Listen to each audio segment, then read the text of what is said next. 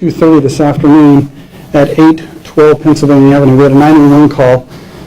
911 call with two people actually on the 911 call as far as we're going to turn right now. Both the deceased subject that I'll speak to in just a sec, who was the subject of this domestic disturbance, as well as his mother, who was also on the phone with dispatch as well during this call for service.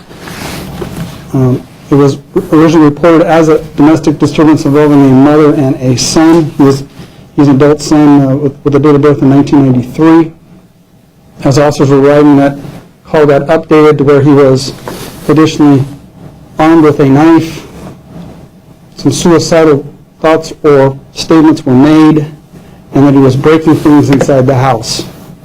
So approximately 3 to 4 officers responded. I don't have the exact numbers of the initial responding officers, but 3 to 4 officers on the initial response, and a supervisor within a few minutes after that. And within 3 or 4 minutes of the arrival, contact was made with the deceased, who was later found to be deceased here after an officer-involved shooting. But that subject was locked inside the house. The mother and a younger son had already left the house upon our arrival. Officers made contact with him in the front door area, and this event all occurred from the front porch out to the front lawn. So he came out of the house armed with a large, what I would describe as a butcher-type knife, advanced towards the officers. An officer actually deployed a taser. That taser was unsuccessful.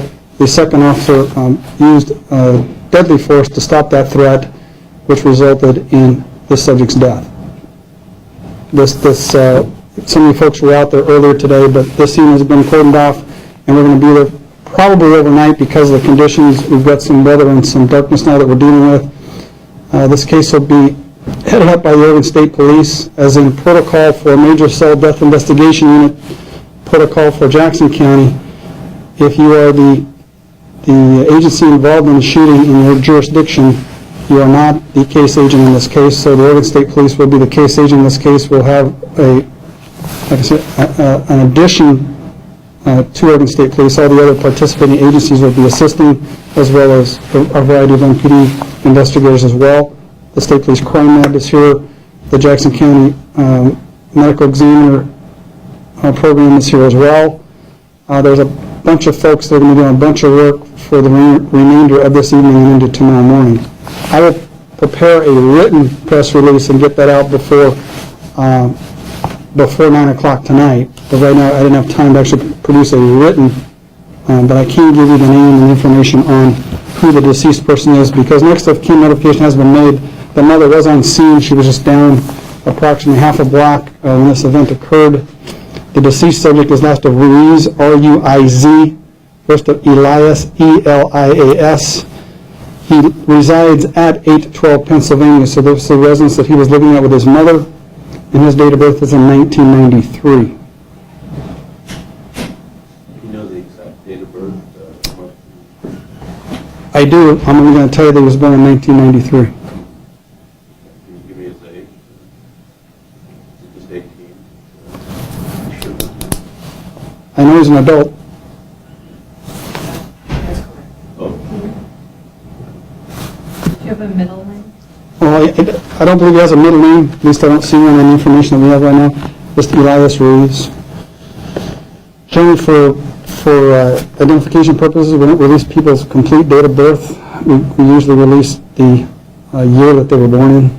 So this isn't obviously the subject is deceased, so it's not going to be a situation where there's going to be additional information provided by the Jackson County Jail or other folks.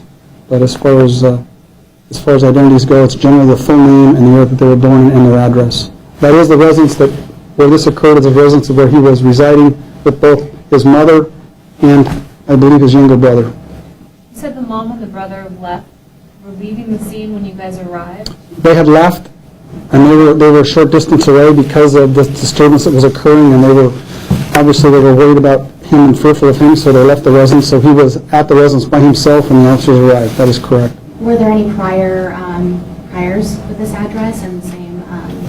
I can't speak to that yet. That's something that we're going to research, and that information will come out later on as whether or not we'd had whether or not we'd had prior calls for service or other information regarding this individual. So that's certainly being researched right now. It's still way early in the game.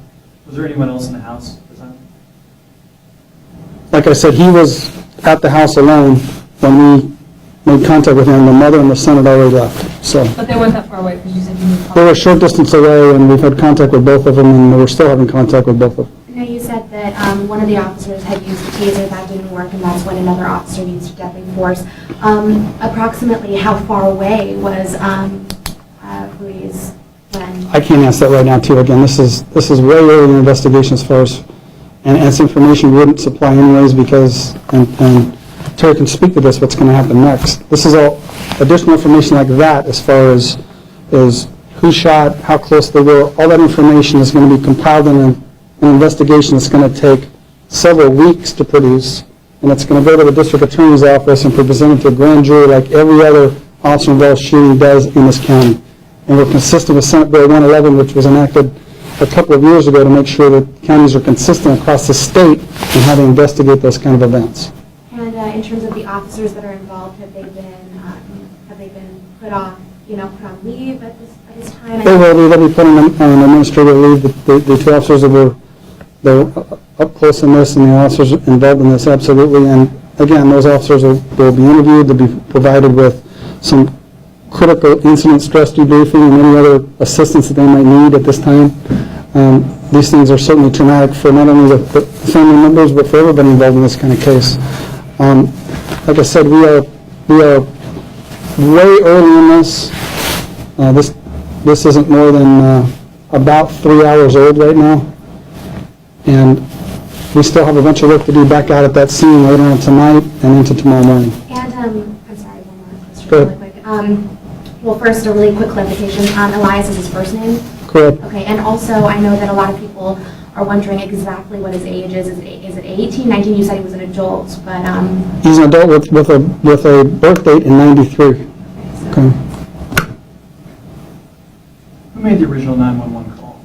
Again, that is somewhat confusing right now because I'm looking at the CAD information. We're going to be reviewing those tapes, obviously, and that information. But from what I understand, at this time, both the mother and the deceased subject both were on that 911 call at one time. One time or another, within a short time or another, both from the same phone from their residence. Any idea what the deceased had said when he was on the phone? I don't know all the particulars. I can just tell you that the report was coming across to officers responding. It was a domestic disturbance involving the mother and the son, that there was some indication that he was armed with a knife. There was indication that he may be suicidal. There was indication that he was making statements to 911 that he needed assistance as well. So there's a lot of information that's coming out. That's all stuff that would be wrapped up and included in this. But that was the original call for service. There was a disturbance at this house. It was obviously that this subject was causing enough of a threat and a disturbance that both the mother and the son left the residence. So when the officers responded, did they come in two cars or were they partners working together? Does that make sense? Did one call for backup? Did the two officers come at the same time? This is a minimum of a two-officer call, and additional officers responded to that. So I can tell you who was in which car. I don't believe that anyone was doubled up unless someone had a recruit officer with them. So there were multiple vehicles and multiple officer response, in addition to a supervisor that responded within a few minutes after they did. So only one officer fired a shot. I can tell you that there was both deadly force and a taser used. I can't tell you who, I can't tell you how many rounds, and I wouldn't tell you any of that because, again, that information is going to be part of the investigation that's going to go to grand jury, and I wouldn't do that prior.